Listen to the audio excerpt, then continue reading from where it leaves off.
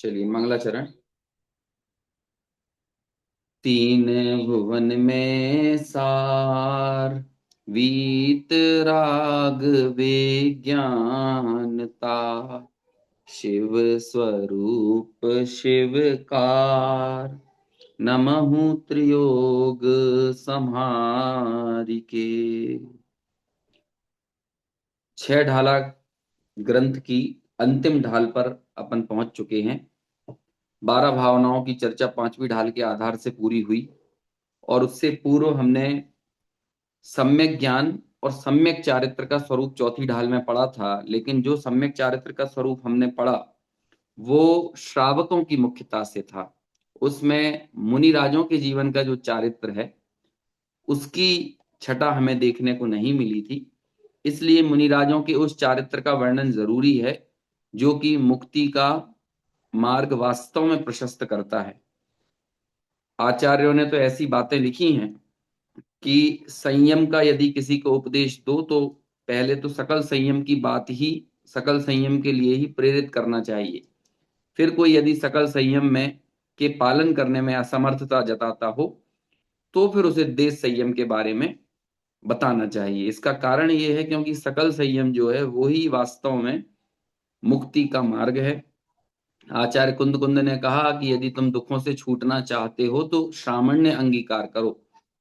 प्रवचन सार ग्रंथ की 201 नंबर की गाथा है। एवं पणमीय सिद्धे जणवर वसहे पुणो पुणो समणे, परिवज्जदु सामन्नम यदि इच्छति दुख परिमोक्षम। यदि दुखों से मुक्त होना चाहते हो तो श्रामण्य अंगीकार करो। क्योंकि आचार्य ये बात जानते हैं कि शास्त्रों के माध्यम से ज्ञान और ज्ञेय का स्वरूप समझा, वस्तु व्यवस्था को जाना, दृष्टि का विषयभूत आत्मा कौन है, क्या है, कैसा है, इस विषय में समझा। तो अब जब समझ गए हो तो जीवन में क्या होना चाहिए? श्रामण्य दिखना चाहिए। क्योंकि वही श्रामण्य जो है वास्तव में मुक्ति का असली सोपान है, मोक्ष मार्ग तक ले जाने की महत्वपूर्ण सीढ़ी है। सम्यक दर्शन प्रथम सीढ़ी है।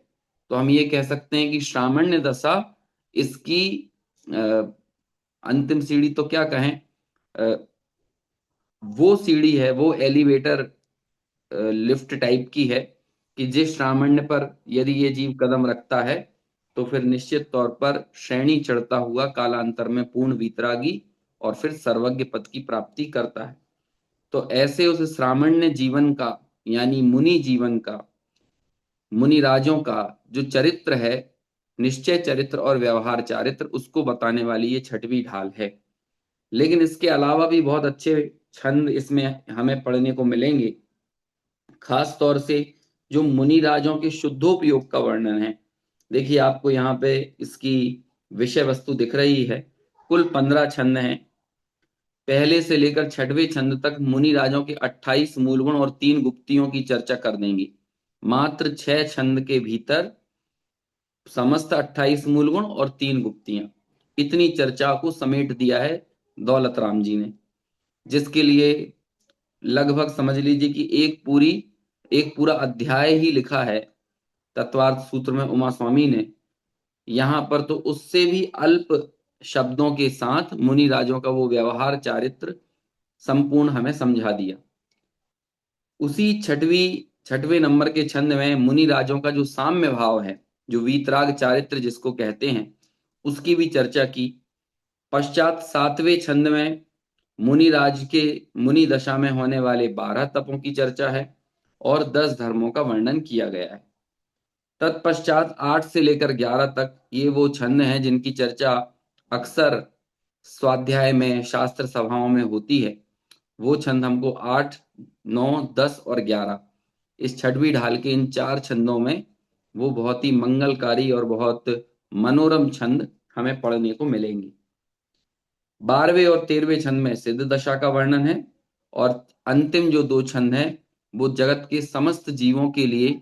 दौलत राम जी तो अपने आप को स्वयं को संबोधित करते हुए वे छंद लिखते हैं, लेकिन वे हम सबके लिए भी एक प्रेरणात्मक उपदेश है कि हमें भी रत्नत्रय की आराधना करना चाहिए और इस पूरे ग्रंथ का जो अंतिम एक शिक्षा कह लें, या जिसे हम कहते हैं लोक भाषा में फाइनल स्टेटमेंट, उस तरह का एक अंतिम छंद छठवीं ढाल में दौलत राम जी लिखेंगे, उसे भी हम यहाँ पढ़ेंगे। बहुत अच्छे वे छंद हैं, जब उनका क्रम आएगा तो वे सभी पढ़ने में आएंगे।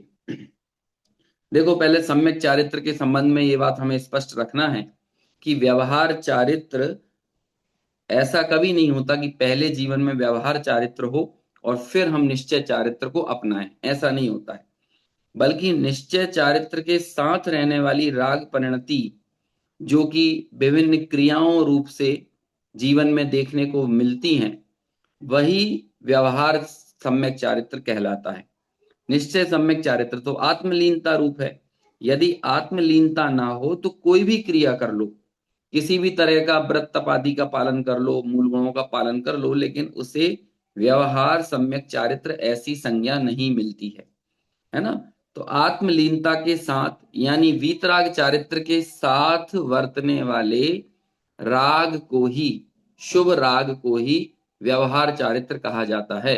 हालांकि वो शुभ राग ऐसा उत्कृष्ट होता है क्योंकि तीन कसाय चौकड़ी का अभाव है मुनिराजों को, और वो तीन कसाय चौकड़ी का अभाव उनकी संलग्नता व्रतों में होने के कारण नहीं है, बल्कि तीन कसाय चौकड़ी का अभाव इसलिए है क्योंकि वे आत्मा में विशेष रूप से लीन है।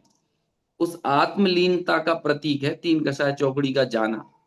अब वो बच गई एक कषाय यानी संजलन कषाय। तो संजलन कषाय के साथ कुछ राग भी तो वर्त रहा है ना मुनिराज के जीवन में, लेकिन वो इतना लोक में इतना पवित्र होता है, इतना शुभ होता है कि उसके लिए भी चारित्र संज्ञा मिल जाती है।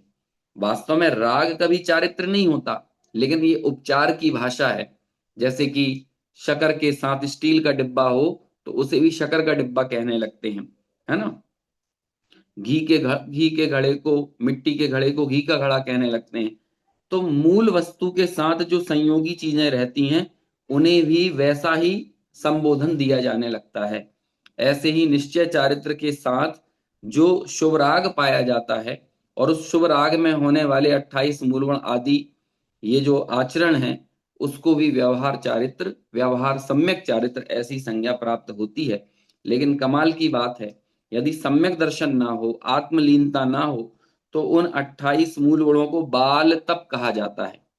और वो यदि सम्यक दर्शन के साथ हो तो उन्हें व्यवहार सम्यक चारित्र कहा जाता है। मूल गुण वैसे के वैसे पालें, 28 मूल गुण का निरतिचार पालन मिथ्या दृष्टि के जीवन में हो, और 28 मूल गुणों का निरतिचार पालन सम्यक दृष्टि, है ना, आत्मलीनता से युक्त तीन कसाय चौकड़ी के अभाव वाले मुनिराजों के जीवन में हो, तो उन मुनिराजों के उन्हीं 28 मूल गुणों को व्यवहार सम्यक चारित्र कहते हैं। और दूसरी तरफ यदि मिथ्या दृष्टि के साथ वो होते हैं तो उन्हें बाल व्रत, बाल तप ऐसा संबोधन आचार्य देते हैं। तो ये सम्यक चारित्र की विशेषता है जो हमें हमेशा ध्यान में रखना चाहिए। कहीं यदि व्यवहार चारित्र की यानी इन क्रियाओं की आलोचना हो रही हो तो उसका मतलब इन क्रियाओं की आलोचना करना नहीं होता है, बल्कि इस बात की आलोचना करना है कि आपके पर्याय मूढ़ता बनी हुई है, तो उन पर्याय मूढ़ता के साथ यदि इन क्रियाओं का पालन करोगे तब भी कहीं ना कहीं शरीर की जो कर्ता बुद्धि है, पर द्रव्य का कर्तत्व है, उससे बाहर नहीं निकल पाओगे। मतलब जो कर्ता भोक्ता पना पड़ा हुआ है शरीर के साथ, जैसे मिथ्या दृष्टि भोग भोगते हुए अपने आप को कर्ता मानता है, ऐसे ही ये मिथ्या दर्शन के साथ जो त्याग है ना, मिथ्या दर्शन है लेकिन उसने कुछ छोड़ दिया है बाहर में, तो उस त्याग को, वो सारा का सारा त्याग देहाश्रित ही होता है, लेकिन उस देहाश्रित त्याग में भी वैसी ही कुछ कर्ता बुद्धि करता है जैसी कर्ता बुद्धि मिथ्या दृष्टि को अपने भोगों में होती है। तो भोगों में भी कर्ता बुद्धि शरीर के आधार से, शरीर को मैं मानने के आधार से, और त्याग में भी वही कर्ता बुद्धि शरीर से आश्रित जो क्रियाएं होती हैं उनकी अहम बुद्धि के कारण वर्तती हैं। इसलिए उस व्यवहार चारित्र को बाल तप और बाल व्रत नाम मिलता है। तो इस बात को हम ध्यान में रखकर अब आगे इन छंदों को पढ़ते हैं। यहाँ पर तो जो छंदों में शुरुआत में चर्चा आएगी ये उन्हीं व्यवहारिक क्रियाओं के व्यवहारिक आचरण के बारे में आएगी। हालांकि ये बताना भी जरूरी है क्योंकि आचार्य के वचन हैं कि यदि आप व्यवहार का उपदेश नहीं दोगे तो तीर्थ का लोप हो जाएगा, और यदि निश्चय का उपदेश नहीं होगा तो तत्व का लोप हो जाएगा। तो अपनी अपनी भूमिकाओं में सभी उपदेश यथा योग्य कार्यकारी होते हैं। इसलिए बहुत विस्तार से बड़े बड़े ग्रंथ लिखे गए, जिसमें श्रावकों का आचरण, मुनियों का आचरण, ये सब प्रतिपादित किया गया। लेकिन हमेशा जोर एक बात पर रहा है, सम्यक दर्शन होना चाहिए, है ना। आप मूलाचार पढ़ोगे तो मूलाचार में पहले सम्यक दर्शन का, रत्नत्रय का महात्म्य बताएंगे, और फिर मुनि राजों के जीवन की क्रियाएं बताएंगे, आचरण बताएंगे। आप रत्नकरण श्रावकाचार पढ़ेंगे तो पहला अध्याय लगभग एक तिहाई रत्नकरण श्रावकाचार सम्यक दर्शन के गुणगान गाने वाला है, और फिर बाकी उसके जीवन के व्यवहार चारित्र की चर्चा होती है। तो ये इसी तरह का मेल सुमेल है। यही जैन शासन की विशेषता है, यही जैन शासन का स्यादवाद है कि यहाँ पर कोरे निश्चय की बात हो और उस निश्चय में भूमिका अनुसार आचरण देखने में ना मिले तो कहते हैं वो वास्तव में निश्चय है ही नहीं, वो किसी ना किसी तरह की स्वच्छंदता है। और दूसरी तरफ मैं गायक हूं, ये बात सुन लेने के बाद, है ना, कोई क्रियाओं में यदि शिथिल रहता है तो वो शिथिलाचारी संज्ञा पाता है, और कोई क्रियाओं में चुस्त रहता है और उसे आत्मबोध नहीं होता, आत्म शून्य रहता है ना, सम्यक दर्शन से शून्य रहता है, तो ऐसी क्रियाओं को क्रियाकांड कह दिया जाता है ना। क्रियाओं, उन सम्यक क्रियाओं का निषेध नहीं है जो भूमिका में हो रही हैं, लेकिन मिथ्या दर्शन के साथ पर्याय मूर्ता तो बनी रहे, मिथ्यात्व तो ना जाए, तब उन क्रियाओं की भी कई बार आचार्य भर्त्सना कर देते हैं। हमें हमेशा यही समझना चाहिए कि आचार्य तो हमारे अज्ञान पर चोट कर रहे हैं, किसी अच्छी चीज पर, भली चीज पर चोट नहीं कर रहे। महाव्रतों को, समिति को, गुप्ती को बुरा कह रहे हैं, इसलिए कह रहे हैं कि वो पर्याय मूर्ता बनी हुई है। तो पर्याय मूर्ता पर की भर्त्सना करते हुए ऐसा कह देते कोई मतलब की नहीं है समिति, कोई मतलब के नहीं है महाव्रत। लेकिन कोई ऐसा ना समझ ले कि बिना महाव्रतों के पालन किए, क्योंकि निमित्त नैमित्तिक संबंध की ऐसी ही विशेषता होती है। आपके भीतर में तीन कषाय चौकड़ी का अभाव हो और बाहर में निर्ग्रंथ मुनि दशा ना हो, बाहर में 28 मूल गुणों का पालन ना हो, ऐसा कभी भी देखने में नहीं आता। इसलिए उस निमित्त का ज्ञान कराने के लिए, भूमिका अनुसार भावों का ज्ञान कराने के लिए इस व्यवहार चारित्र का भेद पूर्वक वर्णन किया जाता है। इसका एक दूसरा नाम है छेदोपस्थापना चारित्र, है ना। भेद पूर्वक मुनि राजों के जीवन में जो चारित्र वर्तता है वो छेदोपस्थापना। एक छेदोपस्थापना वो होता है कि मुनि दशा छोड़ दियो, पुनः मुनि दशा धारण करे। लेकिन सामायिक चारित्र यानी जब वे आत्मलीन रहते हैं, सातवें गुण स्थान में होते हैं, परम समाधि में स्थित होते हैं, तो उसे ही बोलते हैं सामायिक चारित्र, है ना। अब हालांकि ये सामायिक छेदोपस्थापना एक साथ ही बने रहते हैं छठे सातवें गुण स्थानवर्ती मुनि राजों के, क्योंकि क्षण क्षण में अंतर्मुख होते हैं, फिर बाहर आते हैं, फिर अंतर्मुख, फिर बाहर। तो ऐसे आप कहो तो एक मिनट में कई बार अंतरोन्मुख हो जाएं, कई बार सातवें गुण स्थान में एक मिनट में होकर आ जाएं, है ना। और फिर बाहर में हमको लगेगा कि ये तो आहार कर रहे हैं, बाहर में हमको लगेगा कि ये तो विहार कर रहे हैं, शास्त्र लिख रहे हैं, लेकिन उन क्रियाओं के बीच में वो अंतरोन्मुख हो जाते हैं। तो ऐसा ये छठवां सातवां गुण स्थान यानी सामायिक और छेदोपस्थापना चारित्र का सुमेल मुनि राजों के जीवन में बना रहता है। इसके लिए एक और दूसरा नाम है अपवाद मार्ग और उत्सर्ग मार्ग। तो कई बार उत्सर्ग मार्ग जो संज्ञा है, यद्यपि वो उग्र आचरण के लिए उत्सर्ग मार्ग कहा जाता है और कोमल आचरण के लिए, मृदु आचरण के लिए अपवाद मार्ग कहा जाता है। लेकिन वास्तव में जब वे मुनिराज अपने शुद्धोपयोग की दशा में ऐसे मग्न होते हैं कि बाहर के भोजन आदि का कोई विकल्प ही उनके ना रहे, तो वो उत्सर्ग मार्ग है।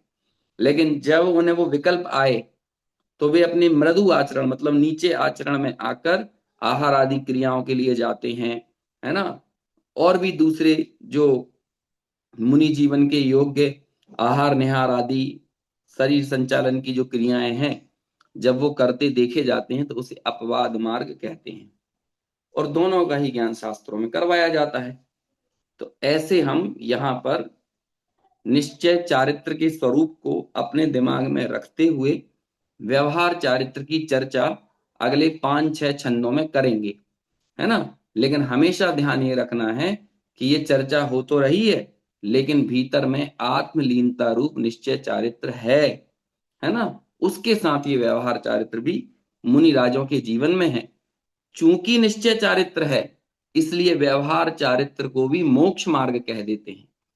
इसलिए व्यवहार चारित्र भी मुक्ति का कारण कहा जाने लगता है। लेकिन भीतर में वो आत्मलीनता की धधक, है ना, वो भेद विज्ञान की धारा, वो एकदम अविरल रहना चाहिए, वो नियमित निरंतर वो प्रवाहित होते रहना चाहिए। चलिए छंद पढ़ते हैं अब अपन। षटकाय जीवन हनन तें अरे इसकी लय अलग है ना, हम पुरानी वाली लय में पढ़ रहे हैं।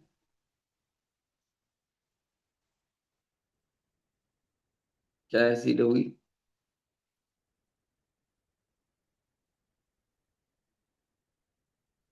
सटकाय जीवन हनन तें, कल्पना जी बताएंगी इसकी लय।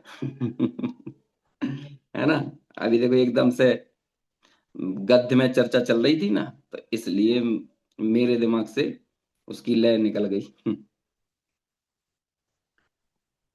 बोलूं क्या? अरे दिख तो रहा नहीं साहब हमको। हाँ बताइए, जी। कौन पढ़ेगा ऐसे? हम्म। षटकाय जीविन हनन ते सब विध दर हिंसा करी राग आदि रागादि भावे भाव निवारते भाविते हिंसा हिंसा भावित वितरी अवतरी। ऐसे जिन पढ़ना। के नले नले शान जल शान जल मरण मृण हूँ बिना नारी योग ही कहीं अठ दस सहस्र विधशील धर चिद ब्रह्म में नित रमी रहे। हाँ ठीक है ना, देखो साथ में पढ़ते पढ़ते वो लय बन गई। चलो देखो अब एक बार और मैं पढ़ देता हूँ, है ना, आप अपने अपने यहाँ सुनिए। अभी सबके सामूहिक बोलने में आ रहा था तो कुछ शब्द समझ में आ रहे थे, कुछ नहीं आ रहे थे। षटकाय जीवन हनन तें सब विध दरब हिंसा टरी रागादि भाव निवार तें हिंसा न भावित अवतरी जिनके न लेश मृषा न जल मृणहु बिना दियो गहे अठ दश सहस विधशील धर चिद ब्रह्म में नित रमी रहे। देखो बहुत बढ़िया, एक ही छंद में लगभग कितने, 4 महाव्रत बता दिए, है ना। षट काय जीव न हनन तें, 6 काय के जीव, 6 काय यानी 5 स्थावर और 1 तरस, तो 6 काय उनके हनन से सर्व प्रकार से बचते हैं। हमने पूर्व में श्रावक के जीवन में जो अहिंसाणु व्रत होता है, वहां सिर्फ उसे संकल्पी हिंसा का त्यागी बताया था। उसके जीवन में उद्योगी, आरंभी और विरोधी हिंसा थी। अब देखो कितनी बड़ी बात है, मुनिराज के जीवन में ये 3 भी नहीं होंगी। उसे कोई किस उसके ऊपर सीधा आक्रमण हो रहा हो किसी भी तरह का, उसे अपमानित कर दिया जाए मुनि को, है ना, उन्हें क्या कहते हैं, उन पर कोई अटैक कर दे, धर्म के ऊपर कोई भला बुरा कह दे, तो भी उन्हें परमिशन नहीं है किसी की हिंसा करने की। किसी तरह से वो द्रव्य हिंसा को जस्टिफाई नहीं कर सकते मुनि जीवन में। वास्तव में वो मुनि जीवन ही नहीं है ना, जहां वो यदि किसी भी तरह की द्रव्य हिंसा को जस्टिफाई करने लगे, वो ये कहने लगे कि अब आज के काल में तो मुनियों को भी तलवार उठाना पड़ेगा। हमने कुछ सालों पहले इस तरह के दृश्य देखे थे, कहीं कहीं से कुछ व्हाट्सएप पे आते थे, किन्हीं का जीवन ऐसा रहा है। तो भाई आप उसे जस्टिफाई नहीं कर सकते। यदि आप जैन शासन में निर्ग्रंथ साधु के स्वरूप को समझ रहे हैं, तो आपको उनके जीवन के अहिंसा महाव्रत को बड़ी सूक्ष्मता से समझना पड़ेगा। तो ऐसे सभी 6 काय के जीवों की, अरे एक पत्ती को तोड़ने का भी किसी भी तरह से अधिकारी नहीं है। तो आप क्या समझते हैं, किसी विकलत तरह के जीव को, किसी संगी पंचेंद्रिय जीव को चोट भी पहुंचा सकता है? मारना तो बहुत दूर की बात है, शब्दों से भी चोट नहीं पहुंचा सकते, है ना। ऐसा जीवन होता है। दूसरी तरफ देखो, रागादि भाव निवारते, क्योंकि अकेली द्रव्य हिंसा से बचना यही एकमात्र उद्देश्य नहीं है मुनियों का, बल्कि भाव हिंसा से भी बचना है। और भाव हिंसा से कब बचेंगे? जब रागादि भावों से मुक्त रहेंगे। और वास्तव में तो सच्ची बात यह है कि रागादि भाव से जब वे रागादि भाव का निवारण करेंगे तो स्वयमेव ही द्रव्य हिंसा से तो बचाव हो ही जाएगा। क्योंकि आत्मा में रागादि की उत्पत्ति होना, रागादि में द्वेष भी आ जाता है, उसकी उत्पत्ति होना ही हिंसा का मूल होता है। बाहर में जो द्रव्य हिंसा दिखती है ना, भीतर में रागादि राग द्वेष भाव पड़े होंगे, तभी वो हिंसा देखने में आएगी। इसलिए रागादि भाव का निवारण करना, हिंसा न भावित अवतरी। अब ये भावित हिंसा क्या हो गई? वही भाव हिंसा। ना तो मुनि के जीवन में द्रव्य हिंसा है, सभी प्रकार की द्रव्य हिंसा को भी टाला है, और रागादि भावों की उत्पत्ति से बचने का भी प्रयास किया, तो उनके भाव हिंसा से भी का भी उन्होंने निवारण किया है। आगे, जिनके न लेस मृषा, मृषा यानी होता है झूठ, लेश भी, लेश मतलब क्या कहें, हित मित प्रिय वचन, अकेले सत्य नहीं बोलना है, हितकारी बोलना है। पहले बोलना ही नहीं है, उनके वचन गुप्ती होना चाहिए। आप फिर वचन गुप्ती से यदि बाहर निकले तो वचन समिति, वो भाषा समिति होना चाहिए, है ना। और उस भाषा समिति में एक मर्यादाएं आ जाती हैं स्वयं में भी। आ जा रही है, चलिए, है ना। तो दूसरी तरफ क्या आ जाता है, समिति होना चाहिए, भाषा समिति। फिर जब गुप्ती से निकले तो भाषा समिति उन्हें मर्यादित करेगी, और फिर भाषा समिति से आगे बढ़े तो आता है सत्य महाव्रत, है ना। और वो सत्य महाव्रत में कैसा होगा उनका उनका वचन? सत्य तो होगा ही, लेकिन वो हितकारी होगा, मीठा होगा और प्रिय होगा। यदि जगत के लिए हित नहीं करने वाला, लेकिन हितकारी बात भी मीठी शैली में, कोसते हुए, नकारते हुए, नेगेटिव लैंग्वेज के साथ नहीं होगी हितकारी भाषा, है ना। वहां भी मीठी होना चाहिए, प्रिय होना चाहिए, सामने वाले के जख्मों को कुरेदने वाली नहीं, बल्कि जख्मों का उपचार करने वाली होना चाहिए। कई बार लोग बाग इस तरह की बातें करते हैं कि हमारी तो खरी खरी बोलने की आदत है, हम तो सीधा सीधा बोल देते हैं। अरे तुम सीधा नहीं बोल रहे हो, तुम कसाय से बोल रहे हो। तुम उस अब ये कहोगे तो नहीं कि मैंने कसाय से बोल दिया। तो अपने आप की उस कसाय वाली भाषा को हम कैसे न्यायोचित या सही ठहराते हैं कि मेरी तो सीधी सामने बोलने की आदत है, मुंह पे बोलने की आदत है। नहीं, ऐसे नहीं बोला जाता है। शास्त्रों में मिथ्या दृष्टि को भी यदि संबोधित किया है, घोर मिथ्या दृष्टि को भी संबोधित किया है ना, तो बड़े आराम से, क्योंकि पहले ही आप कड़क भाषा का प्रयोग करोगे तो वो तो दूर भाग जाएगा, वो तुम्हारी बात सुनने ही वाला नहीं है। यदि तुम वाकई में किसी का हित चाहते हो तो पहले इतना प्रिय तो बोलो कि वो तुम्हारी बात सुनने को राजी हो। जब सुनने को राजी होगा तब उसके हृदय में ये जो हितकारी बात है वो उतरेगी, अदरवाइज नहीं जाने वाली है। तो ये लेश भी मृषा नहीं, ये बहुत गहरा अर्थ है। इसके लिए हमें सत्य असत्य के 4 प्रकार और सत्य के 10 प्रकार, सत्य 10 प्रकार का होता है, कई शास्त्रों में है, धवला में है, गोमट सार में है ना। और भी मेरे हिसाब से शायद भगवती आराधना वगैरह ग्रंथों में भी है। तो यहाँ एक बहुत अच्छी गाथा आती है, 10 प्रकार का सत्य। लेकिन वो सत्य कैसा होना चाहिए? कहते हैं वो 4 प्रकार के असत्य से रहित होना चाहिए। अब ये 4 प्रकार का सत्य 4 ही प्रकार का नहीं है, फिर एक एक असत्य के उपभेद होते हैं, है ना। तो उसमें जो चौथे नंबर का असत्य, उसमें इतने तरह के वचन आते हैं, गर्हित वचन नहीं हो, भांड वचन नहीं हो, पैशून्य वचन नहीं हो, ये सभी नहीं होना चाहिए। मेरे हिसाब से थोड़ा बहुत हमने इसकी चर्चा तत्वार्थ सूत्र के स्वाध्याय के समय की थी, अभी तो वो नहीं दोहराएंगे। तो ऐसा जब जीवन होता है, इस लेवल की वाणी निकलती है, वो कहलाती है सत्य महाव्रत की वाणी, है ना। तो उसमें लेश मात्र भी मृषा नहीं होती। अब आगे तीसरा कौन सा आ गया सत्य महाव्रत के बाद? अचौर्य महाव्रत। कहते हैं कि वो पहले वाला जो था ना, पहले वाला मतलब जो श्रावक के जीवन में अचौर्य अणुव्रत था, उसको परमिशन थी कि वो पानी बिना पूछे ले ले और मिट्टी बिना पूछे ले ले, इतनी परमिशन थी। लेकिन मुनिराज तो जल और मिट्टी भी बिना दियो नहीं गहते, उसे नहीं लेते। अभी इसको हमें कैसे लेना है? ये ना जो पहले लगा है ना, जिनके ना लेश मृषा, है ना, यहाँ वाक्य पूरा, हालांकि वो जल के बाद कौमा लगा है, लेकिन आपको सत्य महाव्रत को यहीं पूरा कर देना है, जिनके न लेश मृषा।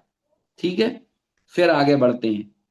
ना जल मृण हु बिना दियो गहे, और ना ही वे किसी के द्वारा यदि दिया हुआ ना हो, ऐसी मिट्टी और पानी भी नहीं लेते हैं। ऐसा आचार्य महाभारत होता, मन में विकल्प भी नहीं आता। समझ में आया? अच्छा, रोड पे चलती हुई मिट्टी तो ले लेंगे? नहीं लेते हैं। यही तो कमाल की बात है, हैं? हम लोगों को जब जब ऐसा जीवन होता है ना मुनिराज का, तो फिर कई लोगों को ऐसा लगने लगता है कि इनके तो, ये तो क्या श्रावक स्वयं ही उनकी ऐसी व्यवस्थाएं कर देते हैं कि जैसे कि प्रक्षालन वगैरह करना हो हाथ पैर का, है ना, और वो प्रक्षालन भी ऐसे नहीं करते कि गर्मी बहुत ज्यादा है तो पैर चिक गए तो अभी पैरों पे पानी डाल लो, ऐसा ऐसा प्रक्षालन नहीं करेंगे। वो तो निहार की क्रिया करने के बाद, है ना, क्योंकि ग्रंथ आदि छूने के प्रसंग बन सकते हैं, तो वे श्रावक चोर की कमंडल में व्यवस्था कर दी जब वो भोजन के लिए गए थे, भोजन के लिए, है ना। या फिर बीच में भी भैया वृत्ति वगैरह श्रावकों के द्वारा हो जाती है तो हो जाती है, अदरवाइज वो कभी नहीं करते कि कहीं के नदी से पानी भर लें। अब नदी तो सबकी है, कोई कहने लगेगा, लेकिन नहीं, नहीं लेते वो। ऐसा ही जीवन होता है। ठीक है, तो वो अपनी शुद्धि के उपकरण इस मायने में कहे जाते हैं कि भोजन ग्रहण करने जाना है तो वो हाथों को एक बार प्रक्षालित करते हैं, शास्त्र आदि का छूना हो, मंदिर आदि में जाना हो, तब वहां वो अपने कमंडल के जल से अपना प्रक्षालन करते हैं। और वो कमंडल का जल भी किसी श्रावक के द्वारा दिया गया होता है, वो स्वयं से कहीं से उसे ऐसे भरते नहीं है। ये उनका अचौर्य महाव्रत है। 8 10 सहस विद सील धर। देखो आधा छंद है, और मालूम आधे छंद में क्या बोल दिया? व्यवहार, व्यवहार ब्रह्मचर्य महाव्रत। व्यवहार क्यों बोल रहा हूं मैं? क्योंकि निश्चय ब्रह्मचर्य अगली पंक्ति में है। चिद ब्रह्म में नित रमी रहें, चिद ब्रह्म यानी चैतन्य ब्रह्म में रमे रहना, ये उनका निश्चय ब्रह्मचर्य है। और व्यवहार ब्रह्मचर्य क्या होगा? 8 10 सहस, 18,000 प्रकार का शील धारण करते हैं। देखो कैसा उनका शील कैसा है, व्यवहार ब्रह्मचर्य कैसा? 18,000 प्रकार का शील। 18,000 प्रकार का शील याद कर सकते हो आप? अरे कर सकते हो, 10 मिनट लगेंगे मुझे करवाने में आपको 18,000 प्रकार का सील याद, है ना। हाँ, वो ज्यादा नहीं है, इसमें क्या होता है, वो कैलकुलेटेड हो जाते हैं। जैसे कि मनुष्यनी, त्रियंचिनी, है ना, और देवी, ये 3 प्रकार की स्त्रियां। फिर 3 प्रकार की इन स्त्रियों के लिए पाषाण की स्त्री, काष्ठ की स्त्री, चेतन स्त्री और अचेतन स्त्री के ऐसे भेद होते जाते हैं। तो इस तरह से वे 3 3 6, है ना, फिर उनको कृत कारित अनुमोदना के साथ गुणा कर देते हैं। फिर मेरे हिसाब से शायद समारंभ समारंभ आरंभ के साथ गुणा करते हैं। तो ऐसे उन सबको जब हम गुणा कर देते हैं ना, तो वो ऑटोमेटिकली वो इंटू इंटू इंटू करते करते वो 18,000 भेद हो जाते हैं, है ना। और अपने ये सम्यक ज्ञान चंद्रिका को आप पढ़ोगे तो सम्यक ज्ञान चंद्रिका जो अपनी उज्ज्वला बहन के द्वारा जो संपादित की गई है, टोडरमल जी की लिखी हुई है ना, तो टोडरमल जी ने उस सम्यक ज्ञान चंद्रिका में यंत्र बनाए हैं, यंत्र, मालूम वो यंत्र कैसे? जैसे कि मैं आपसे पूछूं कि 13,345 नंबर का शील कौन सा है, तो एक छोटा सा यंत्र बनाया है उन्होंने, उस यंत्र के माध्यम से आप बता दोगे कि 13,345वें नंबर का शील कौन सा है। इतना बढ़िया जबरदस्त उस समय में, 300 350 साल पहले वो यंत्र बनाए टोडरमल जी ने। और ऐसे बहुत सारे उन्होंने प्रयोग किए, जैसे प्रमाद के कितने 35,000 कितने भेद होते हैं, 35,356 अपन ऐसा कुछ भेद होते हैं ना। तो यदि कोई पूछे कि 21,327 नंबर का प्रमाद कौन सा है, नाम बताओ, तो बता सकते हो? हैं? तो वो यंत्र बनाया उन्होंने कि आप उस यंत्र के हिसाब से देखोगे। और ऐसा कई कई गण 84 लाख योनियों में से मैं आपसे पूछूं कि 35,548वें नंबर की योनि का नाम बताओ, ये ऐसी धुप्पल में नहीं मार देते। धुप्पल समझते हो? धुप्पल यानी धूल में कुछ भी कह देना। ऐसा ऐसे नहीं लिख दिया 84 लाख योनियां, 18,000 प्रकार का, ऐसे नहीं लिख दिया मन से, ज्यादा अपना बड़प्पन बताने के लिए नहीं लिखा कुछ। सब चीजों की कैलकुलेशन है प्रॉपर। तो यदि कोई पूछ लेगा ना, तो बता सकते हैं कि भाई 33,32,418वें नंबर की योनि का नाम बताओ, तो टोडरमल जी ने यंत्र बनाया है उसका, आप बता दोगे। तब ये कैलकुलेटर वगैरह नहीं थे, ना एआई था, और ना ही क्या कहते हैं अपना ये आज कंप्यूटर कंप्यूटर से जो रोबोटिक्स चल रहा है साइंस, ये भी नहीं था। लेकिन उस समय टोडरमल जी ने 300 350 साल पहले ऐसे यंत्रों की रचना की। अब आप सोच सकते हो कि उनका मैथमेटिक्स, उनकी गणित कितनी जबरदस्त रही होगी, है ना? कि उन्होंने ऐसे यंत्र बना दिए कि कोई भी व्यक्ति, हम लोग भी आज ऐसे बैठे बैठे हम उस एक बार यंत्र को समझ लेंगे, तो उससे हम निकाल लेते हैं कैलकुलेशन।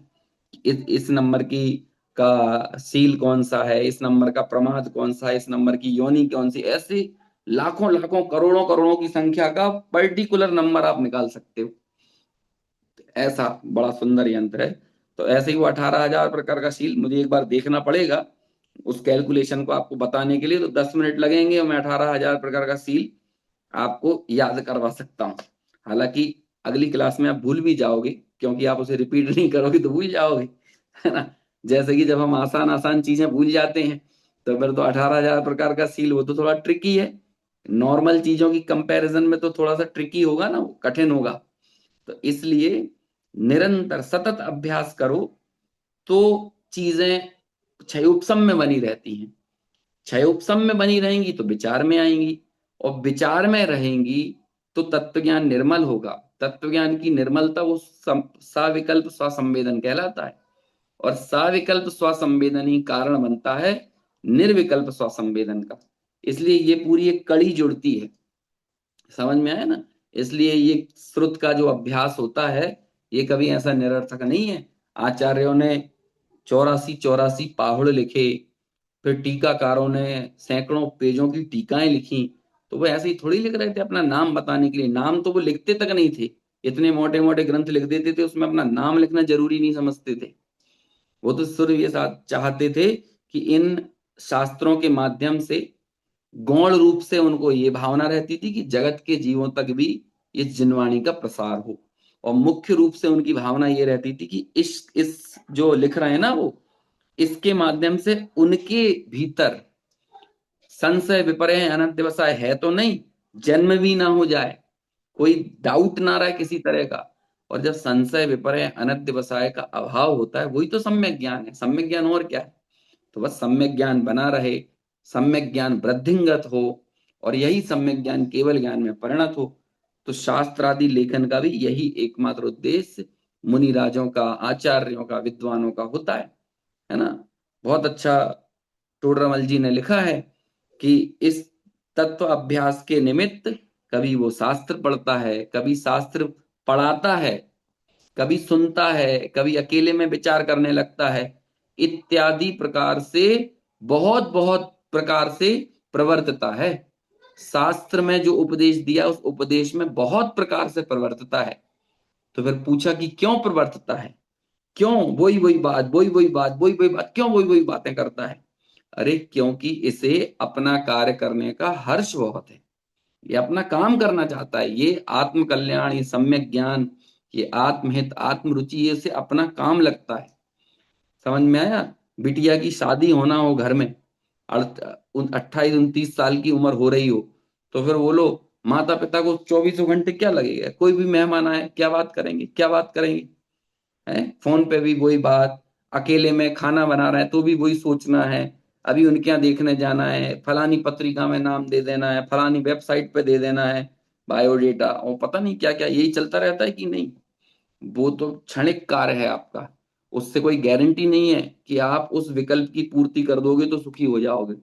हो सकता है कि बाद में कोई ऐसा संबंध हो जाए तो आपको ये लगने लगे इससे अच्छा तो घर में ही बैठी रहती तो अच्छा था, ऐसा लगने लगे।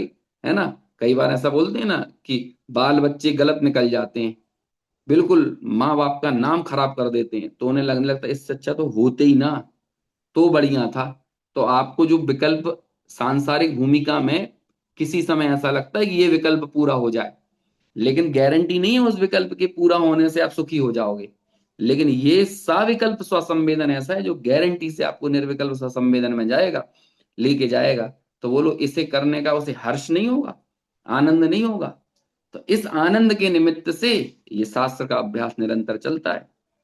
और जब ये चलता है तो ये कोई बड़ी बात नहीं है, 18,000 प्रकार का शील आपको याद हो जाए, 36,000 35,000 प्रमाद याद हो जाए, है ना, 84 लाख योनियों के एक एक योनि का नाम याद हो जाए, ये तो हो जाता है। क्या करेगा वो 24 घंटे यही गुणन मनन चिंतन ये सब करते हैं तो काम बन जाता है। फिर क्षयोपम भी उस अनुसार खुलता जाता है, क्षयोपम शार्प होता जाता है।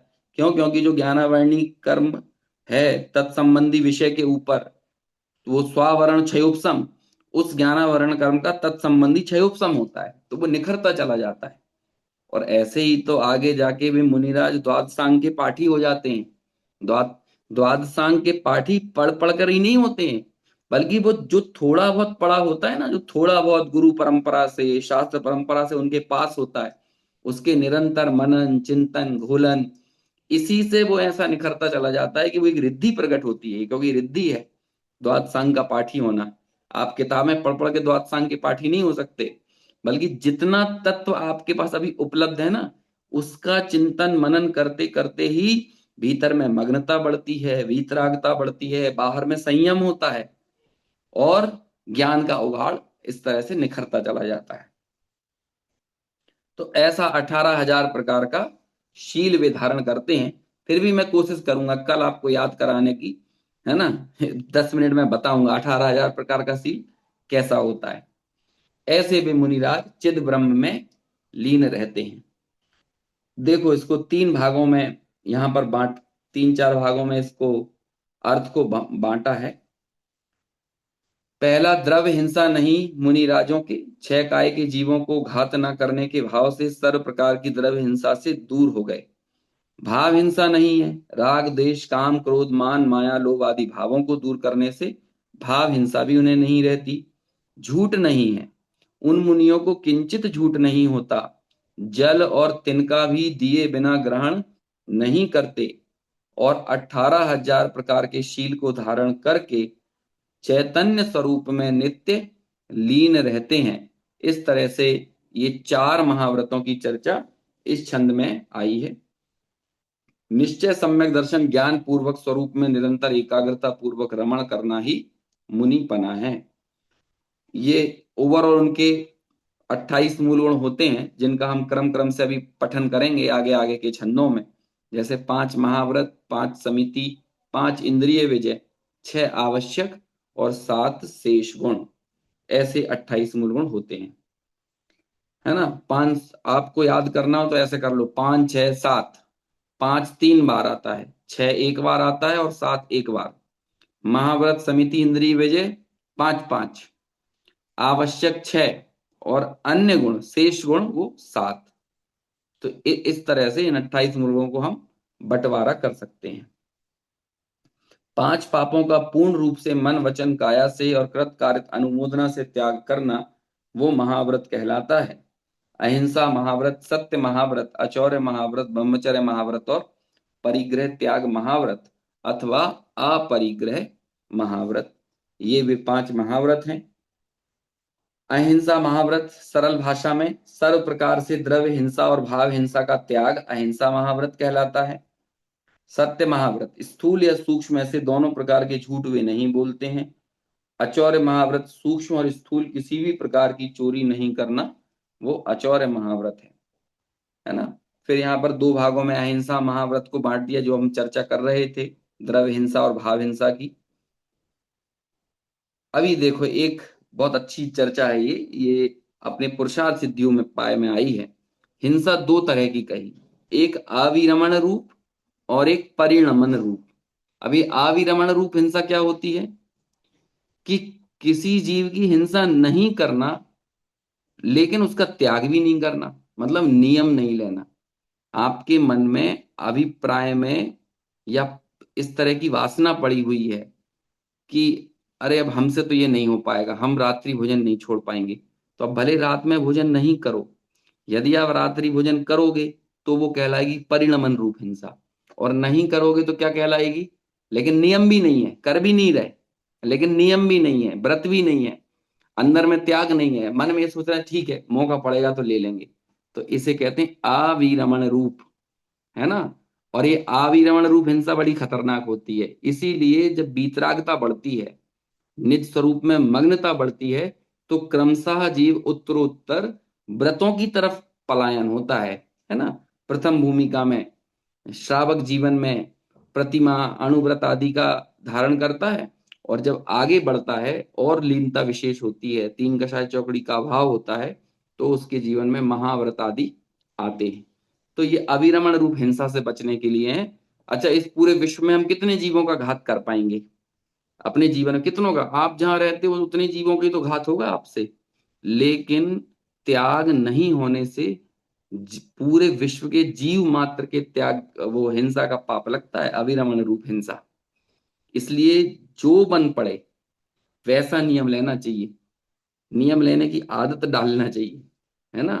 क्योंकि वास्तव में बताएं, मनुष्य पर्याय सम्यक दर्शन से तो हर गति का जीव धन्य है, लेकिन मनुष्य पर्याय की सार्थकता तो संयम से है ना।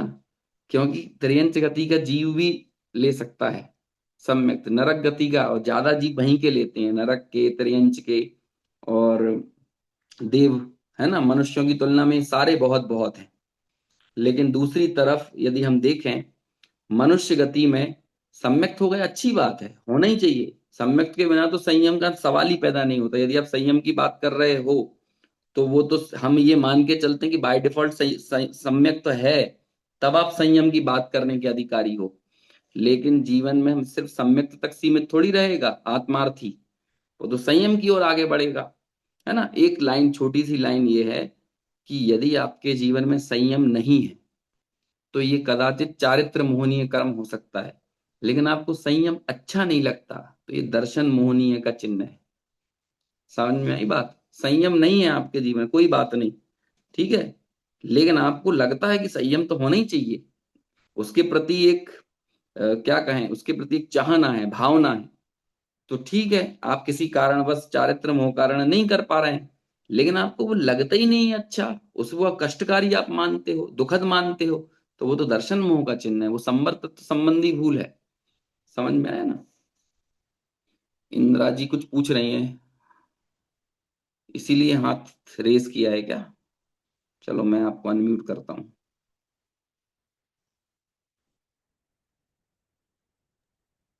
कोई प्रश्न है। जय जन भैया। जी बोलिए। तो सब विश्व के जीव के हिंसा का कैसे त्याग, मतलब दोष लगता है अपन को। ऐसे दोष लगता है कि आपको मौका पड़ जाए वाली बात आती है ना, तो हम तो किसी को भी मार देंगे, तो इसमें इसे कहते हैं, एक लाइन प्रयोग की है टोडरमल जी ने, हिंसा में प्रमाद परिणति मूल है। प्रमाद परिणति यानी होता है मूर्छा, बेहोशी, है ना, सत असत का विचार ना होना, ये कहलाती है प्रमाद परिणति। और विषय सेवन में अभिप्राय मूल है। जैसे कि मान के चलो, आप जीवन भर कभी रात में भोजन नहीं कर रहे, लेकिन आपका त्याग भी नहीं है रात्रि भोजन का, है ना। ये मैं नहीं कह रहा हूं, ये सब पुरुषार्थ सिद्धि पाए में बहुत डिटेल में लिखा हुआ है, लिखा बहुत है। कई कई श्लोकों में ये चर्चा की है। लेकिन आपको हमेशा ये लग रहा है ना, मौका पड़ जाएगा तो कर लेंगे, मौका पड़ जाएगा तो कर लेंगे, तो बोलो, हर दिन उसके भोजन के जो प्रमाद परिणति पड़ी हुई है, उसे ग्रहण करने की गृद्धता पड़ी हुई है, उसके कारण वो अभिरमण रूप हिंसा का जो दोष है वो उसे निरंतर लगेगा। इसे कहते हैं अभिरमण रूप हिंसा। देखो यहाँ लिखा भी है, परजीव की हिंसा का त्याग भी नहीं और परजीव की हिंसा भी नहीं। अब परजीव की हिंसा, पूरे इस विश्व की जीवों की हिंसा नहीं कर पा रहे। ये नियम क्यों लेते हैं, दिग्व्रत देशव्रत क्यों लेते हैं? मैं तो आप ये कहता हूं, पहले मुझे बहुत आश्चर्य लगता था इस तरह की बातों में, कि हमारे एक परिचित थे, है ना, उनसे पूछा कि आपका कितने बजे, आपका नियम है कोई? तो कहते 8 बजे तक का हमारा ग्रहण करने का नियम है। मैं इस बात की पूर्ति नहीं कर रहा हूँ, मतलब कोई आदमी 6 बजे भोजन नहीं के बाद नहीं खाता हो, तो वो ऐसा नहीं कि चलो ये अच्छा बता दिया, अब हम 8 बजे तक नियम ले लेते हैं, इसलिए नहीं बोल रहा हूँ।